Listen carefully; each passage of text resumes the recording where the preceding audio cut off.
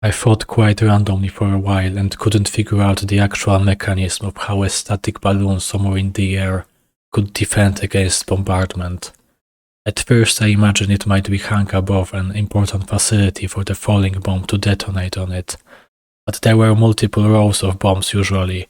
Single payload was rare and pretty much still is, I presume because of the less stringent requirements for accuracy, multiple bombs, multiple chances for a hit, multiple bomb runs.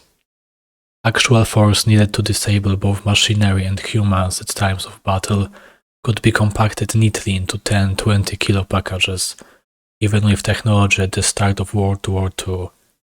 It was demolition bombs that raced cities down. Their weight started from 200 kilos and ended at around a ton, still allowing for multiple of them inside the giant bomber. So the balloons provided quite a couple of significant defensive advantages. They were supposed to accomplish a lot. In fact, I suspect it was a bit of wishful thinking and propaganda that tried to hype them up, this flying bulwark against Luftwaffe. But let's follow official sources. They were anchored to the ground by steel cables, attached to a lorry.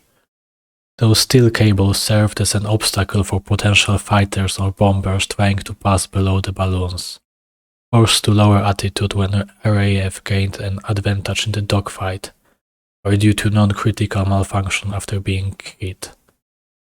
If by miracle a low-altitude flyby below the balloon among the steel jungle didn't kill the lucky German pilot, anti-aircraft guns most likely would. Which brings me to the second point of balloons, forcing bombers to drop their payload from high above, no diving runs, vague or no visual connection with the target. Germans really struggled to deal with vital infrastructure, but in what percentage was it because of those balloons? I have some doubts. Look at the photo. There just weren't enough balloons to really implement the intended total coverage. And without it, I presume German pilots had eyes and could see where not to fly.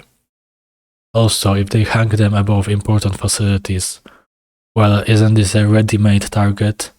You might not remember which building to bomb from the sea of London's brick dwellings, but if there is a big-ass thingy hovering above it, filled with hydrogen, hoisted up when radars detected incoming bombing rate, there was nothing special about them, yet they remain an iconic piece of history, present in many war movies, known all around the world for protecting London under their bloated bellies, a testament to morale-boosting propaganda working as intended.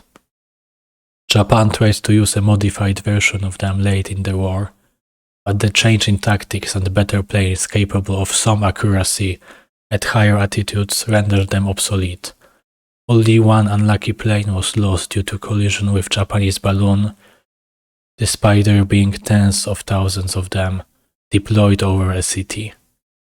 First statement. Balloons weren't supposed to defend much. There was a jungle of steel cables hanging from them that weaved a net above London, crushing any plane trying to lower altitude for a more accurate bombing run. Second statement. Doubtlessly a couple of German planes did crash in that way, but the small number of balloons makes me question the validity of even bothering to make and maintain them. They must have served as a means to appease the population and boost morale. Third statement.